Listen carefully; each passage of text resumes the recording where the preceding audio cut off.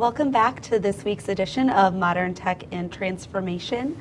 My name's Carla Hartman, and this week we have part 2 of our AI in Action Intelligent Field Operations, and I'm joined today by VP of Solutions Architecture at Resolve Tech Solution, Abdul Rahman Zafar. Welcome, Abdul. Thank you for being here. Thank you, Carla. And since it's your first time being on the podcast, tell the audience a little bit about yourself. I've been in the industry for over 28 years, and throughout my journey, worked on different technology components. I've seen technology go from C++ to Java to Python and all that. And I've seen analytics actually mature, but we're not there yet. We continue to see improvements, and we continue to see big things happening. As much as last year, we saw a huge uptick in excitement around analytics.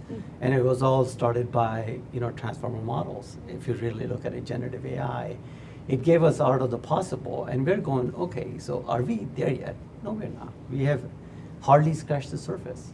So most of the solutions that the enterprises are using actually do not use, machine learning or analytics at scale. So we are here to change that. Okay, great. No, exciting. Glad to have you with us with your experience and expertise. And Sunil last week gave us a high-level overview of the intelligent field operations. So I want to dive into the technical aspects of it. You are the mastermind behind it, and you're leading the team. So very exciting stuff. Tell us a little bit about the platform framework. The platform framework is actually built around loosely coupled set of services that we've built around what we call Juno Labs. And when we started to go down this path, we realized that we're going to build a lot of AI assets for the firm. And part of that journey was to be able to understand all the capabilities that our customers are looking for.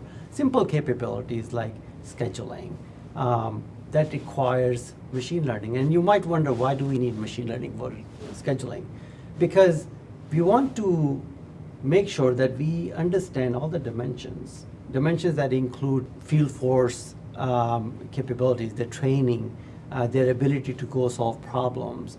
And we use that with availability and also the type of urgency required, so we can actually recommend who's the right person for the right job.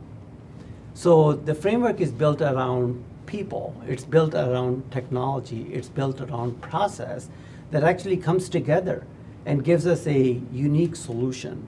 So there are many solutions for every problem, right? But there's always an improvement to the problem solution. And the way we look at it, we put everything with AI ML lens. And throughout this whole framework, we're using ML everywhere.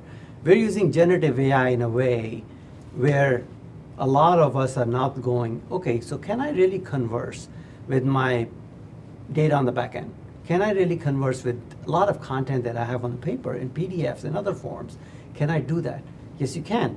So when an engineer goes to the field and has the ability to utilize multimodal model and take a picture, identify it, so the model identifies the equipment that is out there, and now it generates a set of series of steps that you need to take. And those are all dynamically built up for you. So it requires a very good framework to work with. And we also know that it's not just machine learning throughout this thing, but also process where we give control over to the teams, where they go, given that I'm where I am, given that I'm still working on some solution, I want to now release some of the tickets that are assigned to me, right? And now these tickets are automatically assigned to a different person, right? So we don't need people in the middle. We need to use machine so it can do things for us. And we're automating a lot of this work. We're also integrating to the back end, so we live in an ecosystem. We're not living in an isolation. And that integration means, yes, we have to integrate to ERP system, we have to integrate to CRM, we have to integrate to ticketing system like ServiceNow, inventory management, predictive maintenance solution. So there's a lot in the ecosystem that has to come together for a solution to work. So we took that idea, and now, given our architecture framework, we're able to do all these things. We have made our solution an API aware. It's deployed on Kubernetes, and it's using a lot of services from Google Cloud Platform. Okay. You mentioned Google Cloud Platform, and you also mentioned multimodal, which is unique to Gemini as of now. That's how Google's pitching it. Why multimodal? What's so important about that? Because we wanted to make sure that we have speech, text, pictures all come together. Recognizing that a lot of because we're talking about intelligent field operations, when an engineer or technician goes out to the field, our customers lack critical information for feedback. It's not because the workforce is not ready or they're not willing to add notes. It's because they don't have the capability, the advanced capability to turn speech to text.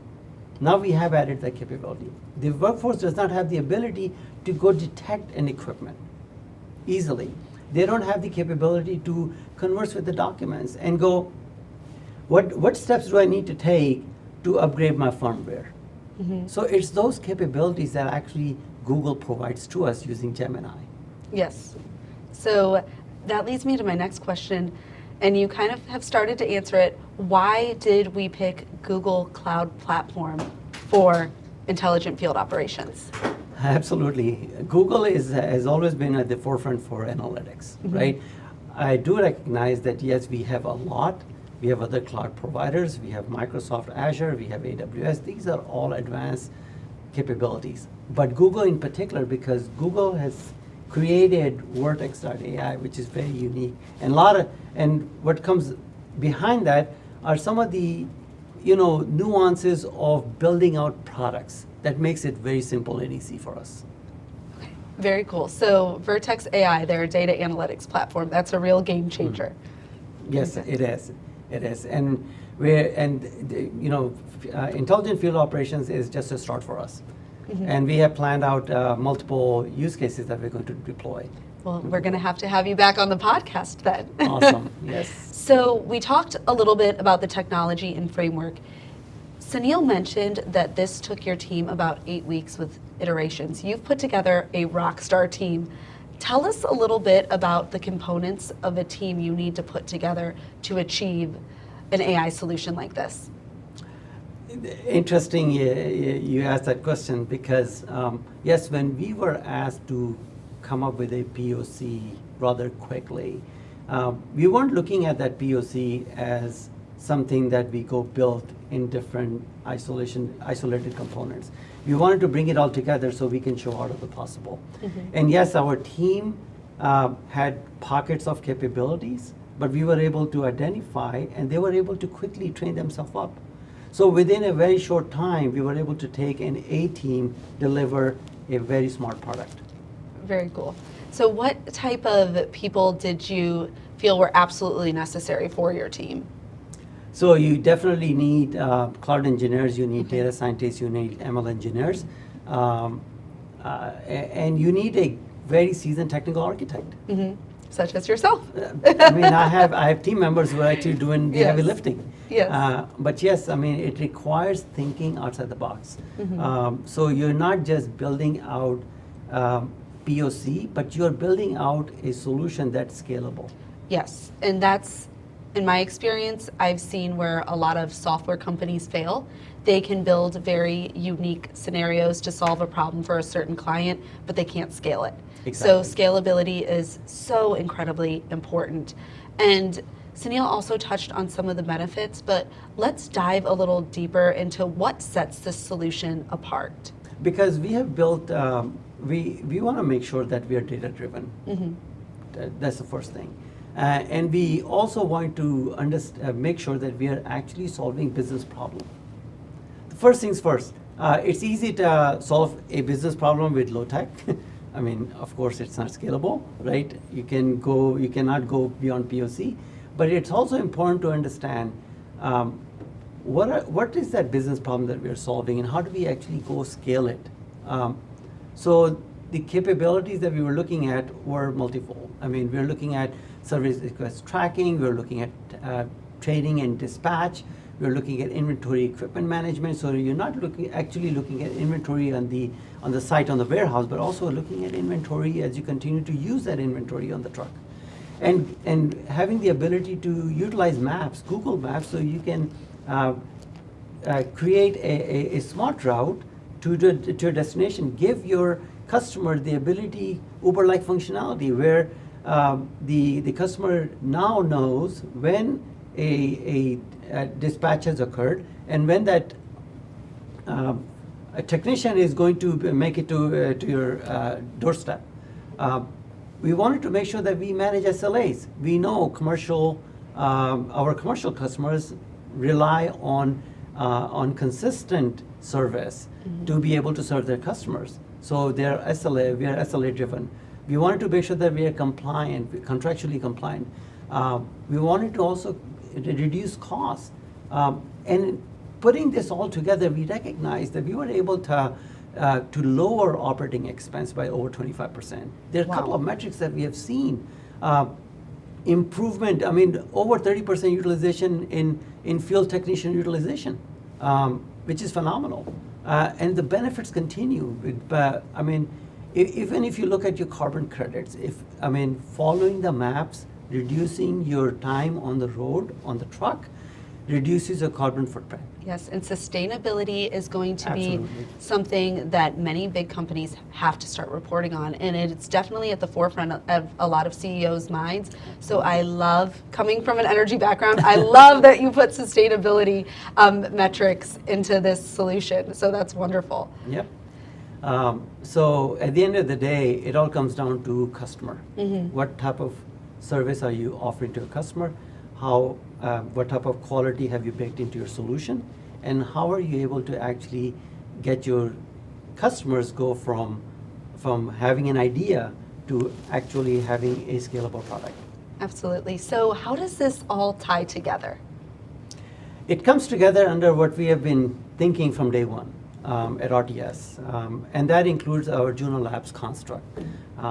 Juno Labs for us is a capability which is built around multiple foundational building blocks. And these foundational building blocks include Juno Innovate, Juno Model Mesh, Gen AI, Cloud Sensei for managing your infrastructure end-to-end, making sure that you have visibility into your financial spend and your patching and your workflows, prediction, using AI ops to manage all of your systems, and then Juno Automate to automate the whole thing end to end. We have Ansible scripts that are built out with security first architecture, so we can actually have a secure environment that gets deployed for our customers. Cybersecurity is going to continue to be a trend for a long time to come. Yeah. So great that that's embedded. Anything else you want to dive into on intelligent field operations? I'm really excited to see it in action. So when are we ready to start showcasing this?